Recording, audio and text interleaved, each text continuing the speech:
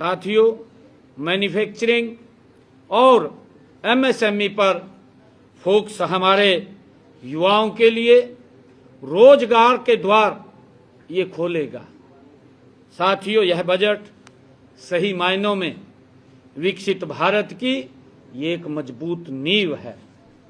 साथियों, यह बजट देश के यशस्वी प्रधानमंत्री आदरणीय मोदी जी के विकसित भारत 2047 के संकल्प को सिद्ध करने वाला ये ऐतिहासिक और दूरदर्शी बजट है। साथियों, यह बजट केवल आंकड़ों का लेखा जोखा नहीं है, बल्कि ये बजट देश के किसान, युवा, महिला और गरीब कल्याण के लिए एक सशक्त ये ब्लूप्रिंट है। साथियों, बजट में कृषि क्षेत्र के लिए आवंटन बढ़ाकर और डिजिटल एग्रीकल्चर मिशन पर जोर देकर केंद्र सरकार ने किसानों की आय की बढ़ाने की दिशा में बड़ा कदम उठाया है। साथियों, हरियाणा के लवणीय और जल भराव वाली भूमि के सुधार के लिए केंद्रीय सहायता का प्रावधान हमारे राज्य के किसानों के लिए वरदान साबित होगा। साथियों, इसी प्रकार इस बजट में स्टार्टअप्स के लिए फंड ऑफ फंड्स और आर्टिफिशियल इंटेलिजेंस हब स्थापना के प्रस्तावों से हरियाणा के युवाओं को नए अवसर मिलेंगे। साथियों, विशेष रूप से गुरुग्राम, पंचकुला जैसे शहरों में आईटी और एआई सेंटर्स को नई गति मिलेगी। राष्ट्रीय राजधानी क्षेत्र में लॉजिस्टिक हब के विकास और बुनियादी ढांचे के लिए पूंजीगत व्यय में वृद्धि से हरियाणा में निवेश के नए द्वार खुलेंगे और रोजगार के अवसर पैदा होंगे। साथियों, महिलाओं के कौशल विकास और लखपति दीदी जैसी योजनाओं के विस्तार से हरियाणा की मातृशक्ति आर्थिक रूप से और स्वावलंबी बनेगी। साथियों, यह बजट भारत को विश्व की तीसरी सबसे बड़ी अर्थव्यवस्था बनाने की दिशा में एक निर्णायक कदम है। साथियों, हरियाणा सरकार इस बजट के प्रावधानों को धरातल पर उतारने और अपने राज्य के प्रत्येक नागरिक तक इसका लाभ पहुंचाने के लिए पूरी तरह से कटिबद्ध है।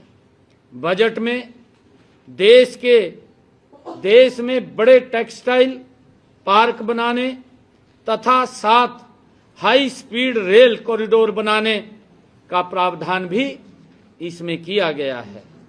साथियों, 5 लाख से ज्यादा आबादी वाले टियर 2 और टियर 3 शहरों के विकास के लिए 11.4 लाख करोड़ रुपए का आवंटन भी किया गया है। इसके अलावा वन डिस्ट्रिक्ट वन प्रोडक्ट को भी बढ़ावा दिया गया है। साथियों, मैं आदरणीय नरेंद्र मोदी जी का, आदरणीय निर्मला सीतारमण जी का, क्योंकि ये बजट ये हर व्यक्ति को मजबूती की तरफ ले जाने वाला बजट है।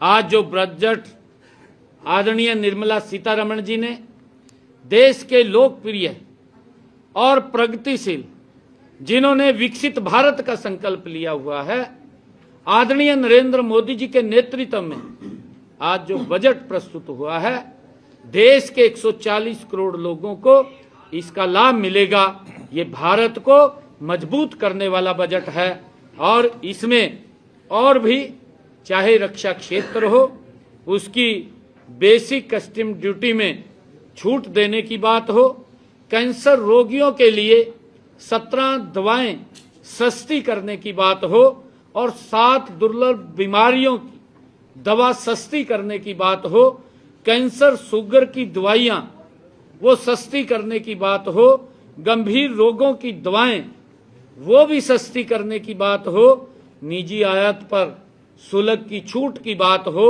और सोलर एनर्जी से जुड़ी वस्तुओं की वो भी सस्ती करने की बात हो, विदेश यात्रा पहले से सस्ती करने की बात हो और ईवी बैटरी, जूते और चमड़े के सामान उनको सस्ते करने की बात हो, चमड़े के उत्पाद, जूता, बैग इनको भी सस्ते करने की बात हो, माइक्रोवेव, ओवन और बायोगैस मिक्सर, सीएनजी, कपड़ा, मोबाइल बैटरी आदि को इस बजट के अंदर सस्ते करने की बात हो। इसका एक बड़ा लाभ देश के 140 करोड़ लोगों की भावना को ध्यान में रखते हुए ये बजट आदरणीय नरेंद्र मोदी जी के नेतृत्व के अंदर माननीय निर्मला सीतारमण जी ने आज इसे प्रस्तुत किया है।